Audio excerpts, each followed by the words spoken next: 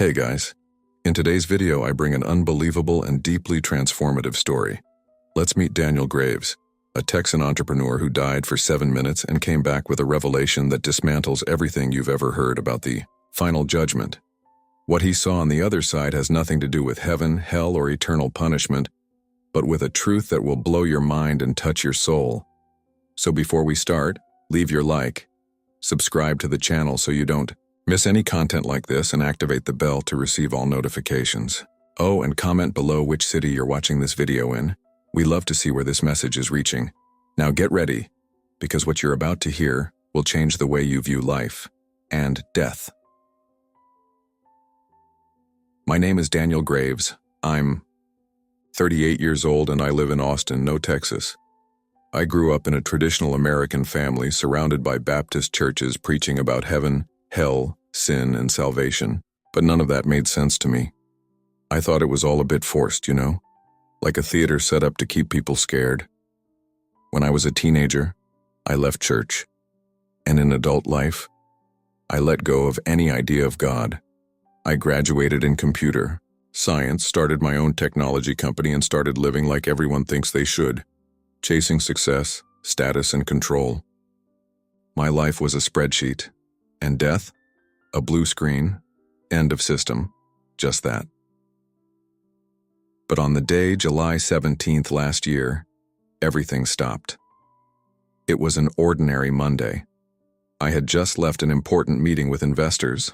I was in the car on Interstate 35 when I felt a pain in my chest that made me lose control. My body shut down, the car crashed into the median, and there my heart stopped for 7 minutes. What happened next? It has no logic, but it's real, more real than anything I've ever experienced. When I woke up, I wasn't in the car, not even in the hospital. I was in nowhere, an absolute void, no time, no space, no form.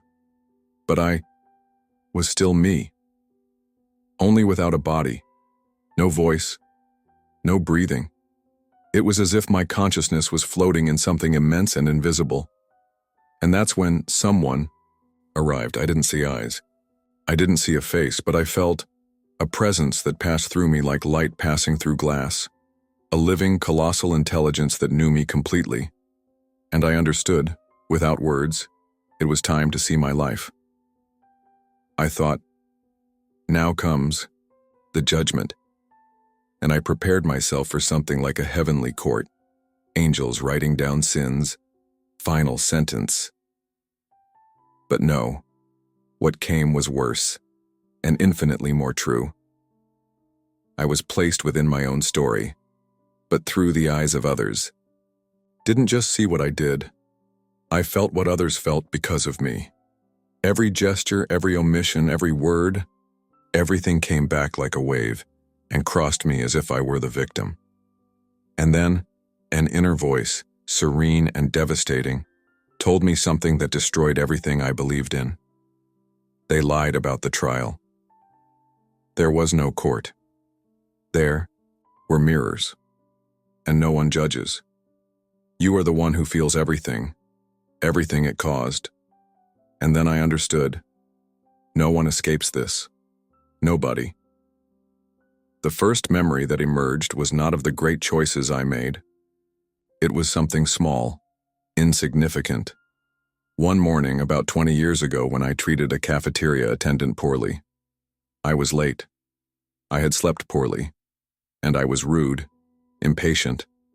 I threw the bill on the counter and turned my back without looking at the guy's face. Only now, I was him. I felt the irritation I caused, the embarrassment in front of the queue, the doubt he carried the rest of the day, whether he was being incompetent, whether he was less worthy. I felt how he shrank inside, and that, it hurt, as if it were me. Then came bigger memories. The day I screamed at my mother on the phone saying she was choking me. I was stressed, busy, impatient. But now, on the other side, I felt her pain, the tear she swallowed, the loneliness that deepened in that connection. And it didn't stop. It was like watching my life being reenacted, but with the roles switched. I was the child who saw my contempt, the woman I waited too long to love, the friend I left in silence. Each felt inside me as if my spirit had become theirs, and it was unbearable. Not because someone accused me, but why I couldn't pretend anymore. But there is no self-deception. Everything you are appears. You can't lie to yourself in that place. You feel the truth, raw, burning, unquestionable, and at the same time, full of compassion. That presence was still with me. I didn't say anything but felt with me. It was as if she witnessed everything without pushing me away, without judging me. She was there, steady, loving, while I was falling apart. Is this the trial? I thought, trying to understand. And the answer came without a sound, like an idea implanted straight into the heart. It's you seeing yourself completely, for the first time. And then I understood the absurdity of everything I was taught. There is no fiery hell. There is no cloud sky. The real heaven is to live with full awareness. And the real hell, it's feeling what we caused without having had the courage to change. And we will all get through this. Those who lie, who manipulate, who attack, who betray, who ignore, everyone, every word left in the wind, will come back, but not as punishment, like feeling. Because the universe doesn't want to condemn you. He wants you feel. Let him understand. May you wake up. And on that plane, the pain is true, but it's also a door, a chance to see everything before it's too late. Little by little, as if the density of space were changing, the feeling of being alone disappeared. That presence that accompanied me seemed to want to show me more. And then, as if my being had been lifted to a broader level, I saw something around me that I will never be able to describe with precision. It was like an infinite field of consciousness. Not bodies, souls, presences, each one immersed in its own reflection. It was as if millions of lives were being revisited at the same time, but not with eyes. It was like a shared vibe, an ocean where every drop shone with its own intensity. And I understood that all those souls were going through the same thing as me, selling, feeling, remembering. Some seemed to vibrate with light, shrouded in serenity, as if they had already accepted their truths with humility and love. Others were lowered, dense, covered by a shadow that did not come from outside, but from within. Their pain was internal, as if every cruel choice, every selfishness, every negligent act weighed there like a current. And at that moment, the presence revealed to me the most shocking truth. There is no superior judgment. Each soul is its own judge. What you feel here is what you caused there. I cried. Yes. Even without eyes, I cried like I had never cried before. Not out of fear, but because I finally understood what it means to be responsible. Not because of what we wanted to do, but for what others really felt. I saw a woman hunched over, wrapped in remorse. Her essence trembled. And then I realized she wasn't being punished. She was facing herself. I saw a man being touched by a soft light, and I understood that even with his mistakes, he had lived with sincere love. It was as if the universe recognized the intention. And then everything started to make sense. It is not the error that condemns. It's the choice not to learn from it. It's not the pain that destroys. It's the refusal to feel. And the presence whispered in me once again. They lied about the trial, and because the truth is impossible to control. That place did not obey dogmas. I didn't follow scriptures. He followed the real vibration of each soul, and each one was exactly where it needed to be to see it, to recognize yourself, to choose. Because there, even repentance is freedom. And in that sea of souls, I realized the most devastating thing of all. Nobody escapes, because no one can lie to themselves forever. The presence that surrounded me, that until then had only observed with me, changed frequency. It was as if something sacred was about to happen. The silence intensified. Everything around became denser, more alive. And then I knew, without anyone saying it. My turn had come. On that plane, there is no time like here. There is no screen, armchair, or film. But still, it started.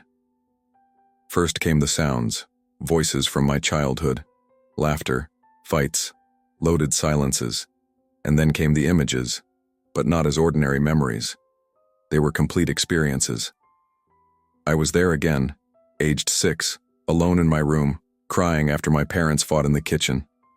But this time I was my own father, listening to the silent child, feeling what he felt but never realized. I was everyone at the same time. The teacher I humiliated at school with a rude joke. The girlfriend I left in crisis without answering a message. The friend who begged for help in the middle of depression, and I said, "It will pass, man," just to not get involved. Now I was each of them. And that's when despair hit me. "Can't you stop this?" I asked with the thought. But the presence's response was clear, without harshness. "It's necessary. You need to see it." And I saw it. Every little abandonment, every sarcasm, every negligence disguised as freedom. It was like my soul would be crushed by the truth. There was no superior being pointing the finger at me. The only thing that condemned me was my own conscience, now unveiled. I saw the betrayal I committed and never admitted it, and I felt the gulf of trust I created. I saw the lie I told to avoid pain, and I realized that she caused even greater pain. And then came the good times. I saw the time I sat next to a strange lady in a hospital, just to keep her company. I saw the day I hugged my brother, even after a bad fight. I saw a donation I made without saying my name, and how that changed a desperate mother's entire week. Every little gesture of love came back like light. It was like the scales of my soul moved in silence, but not to judge me, for show me. Show who I was, who I could have been, and who I can still become. Judgment has no penalty. It has a reflection, intensity, clarity, and the clarity. It hurts like never before, but it also heals like nothing else. At that moment, I understood. Every action matters. Every word. All silence. Everything builds or hurts, and everything returns. As the last images of my life began to dissipate like smoke, I fell silent. But it was a different silence, a silence full of echoes, as if every scene I had felt still vibrated within me, shaping me from within. I was undone, not because of a conviction, but because I saw who I really was, and wings. A new layer of truth has opened. The presence that accompanied me began to change. It was as if she said to me, "Now that you've seen it, you're ready to understand." And what came next, it was not vision, it was revelation. Around me on that plane of consciousness, other souls began to appear. Some I recognized, others don't. But they all had something in common. They were trapped inside themselves. And I understood. That was the hell they talked about so much, but there was no fire, no screams, not even torture. Had blame, rejection, escape from the truth itself. These souls hid from the light. They were ashamed. They were afraid. Some murmured regrets. Others remained silent, paralyzed by choices they never wanted to face. And the revelation fell like lightning inside me. Hell is not punishment. It is the soul's resistance to accepting its truth. It is living in the frequency of what has not been healed. These souls were not being punished by a distant God. They were trapped by their own vibrations for what they refused to feel. And then, on the other side, I saw something else. Souls that they had made a lot of mistakes, but now they were shining. They were intense, alive, at peace. Why they had accepted, sense, if forgiven, and loved. and that tore me up inside. Because I realized that if I had died without having seen all this, without having returned, I might have stayed in that limbo, in that fog where the soul avoids looking at itself. The trial, after all, Monday wasn't the end. It was the turning point. And no one, absolutely no one, was trapped there, unless by choice. The presence then approached me again, but this time, not as a witness. She involved me, tenderly, with love, with a compassion that dismantled me. She didn't judge me, not for the worst I did. She just showed me, and waited. I was expected to decide what to do with it.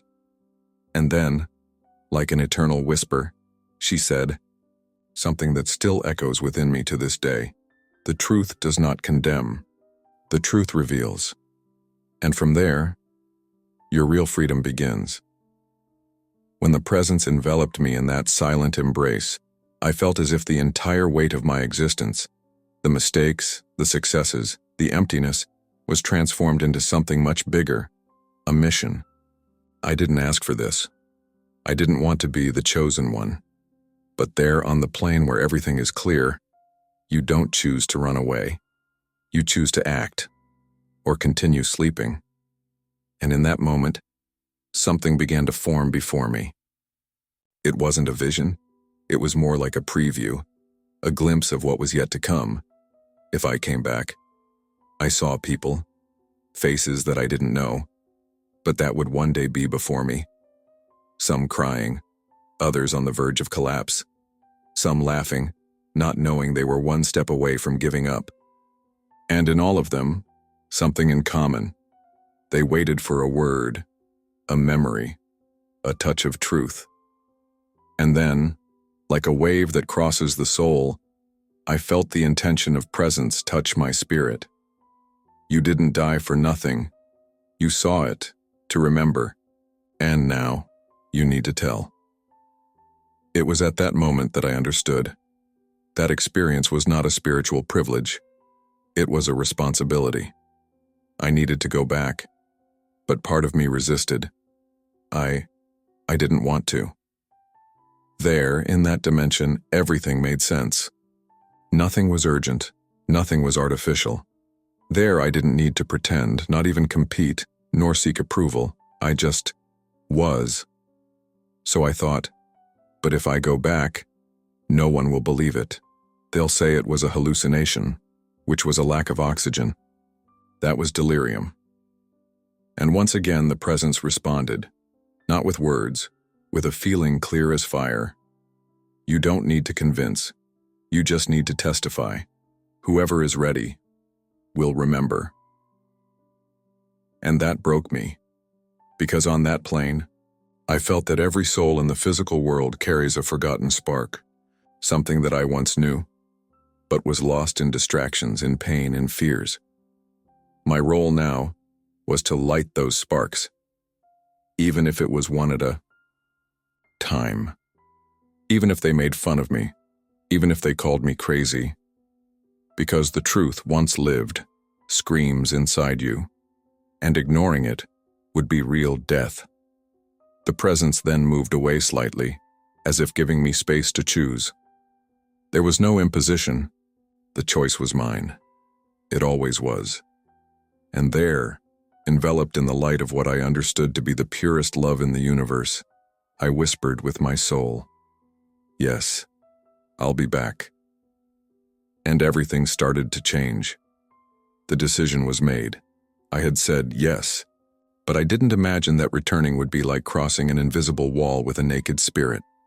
The light that surrounded me began to withdraw, not abruptly, but like a wave that slowly breaks on the sand.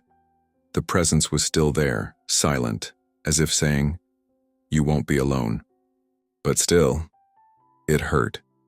It was like falling. Not with the body, because there I didn't even have a body anymore, but as if my consciousness had been pulled back by a magnet of intense gravity. I felt a force pulling me away from that plane. And as I approached the physical world, sensations changed.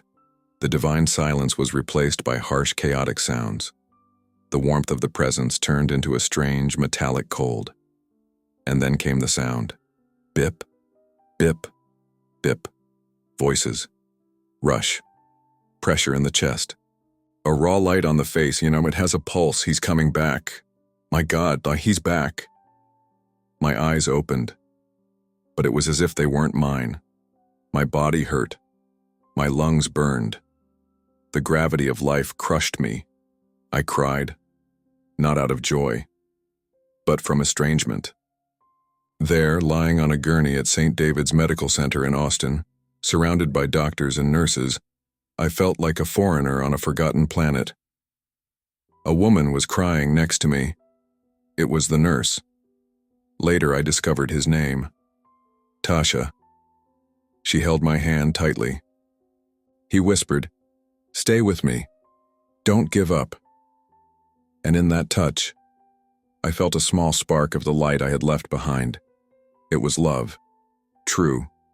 Effortless. No charge. No disguise.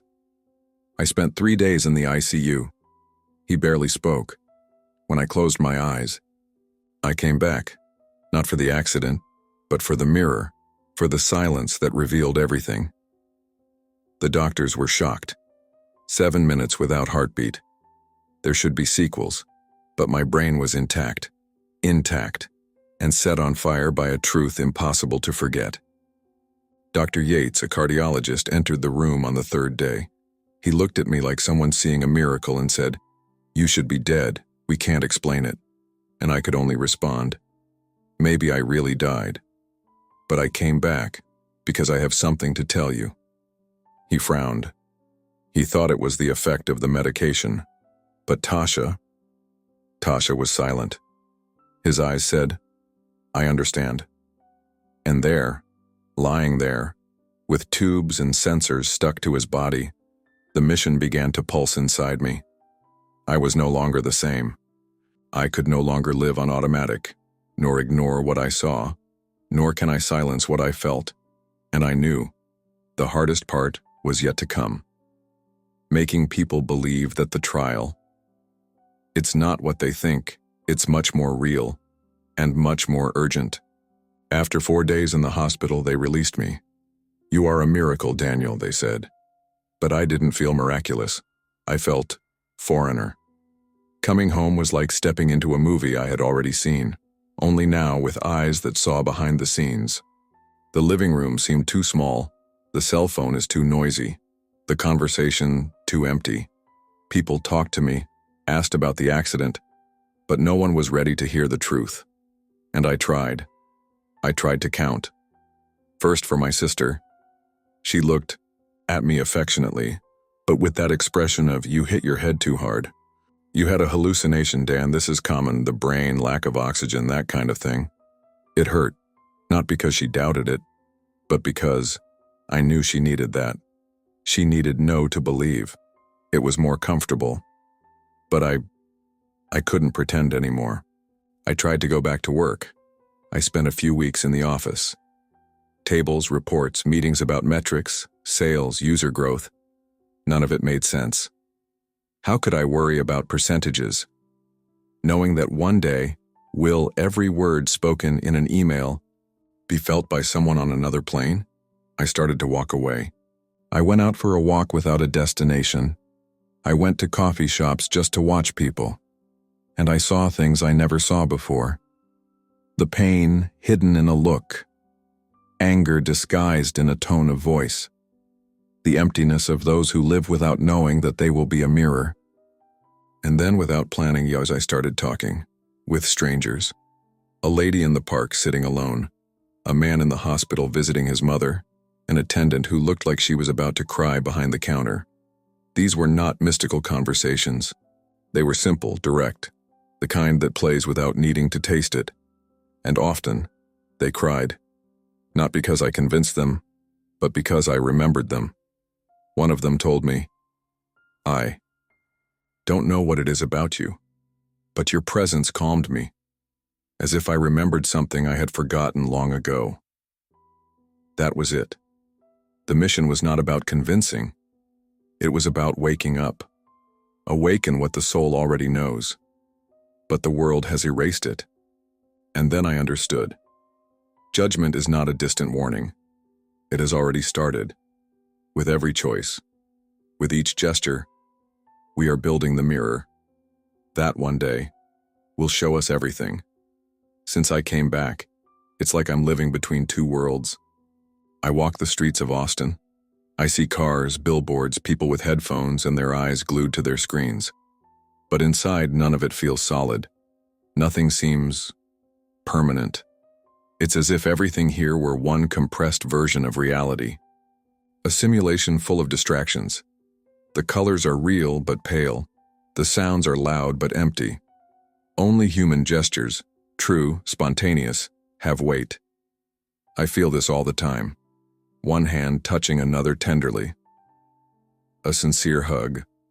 A look of pain that someone tries to hide. These moments shine for me, as if they still carried the light of that other plane. Food no longer tastes the same. Not because I lost my sense of taste, but because nothing here satisfies in the same way. Before the NDE, I sought pleasure. Today, I seek presence. Feeling the now completely, because I know that everything that happens here echoes on the other side. And when I'm alone, when I close my eyes, the light is still there. She didn't leave me. She doesn't speak. It doesn't appear, but it pulses inside me like a constant reminder. You saw it. You know it. Now live consciously. The weather has also changed. Before, I was always running, measuring minutes, deadlines, goals. Now the time. It feels like a thin fabric, stretched too far. Sometimes an instant lasts like an eternity. Other times an entire day passes without me feeling like I was actually present. Physical time has lost importance. The time of the soul. This one haunts me. I feel people's vibrations before they speak. Whether they are at peace or in conflict, if they are lying to me, or to themselves. Sometimes I stand in front of someone smiling, and I feel an ancient sadness vibrating behind them, as if her soul was screaming, but no one else heard. I also lost the will to judge. It's as if, after having felt my own mistakes through the eyes of others, I could no longer point the finger at anyone. Everyone is carrying something. Everyone is trying not to look in the mirror. And I know. Because I tried too. The biggest difference after the NDE wasn't what I saw there, but what I can no longer ignore here. The truth now walks with me, like a perfume that never disappears, like a melody that only I hear.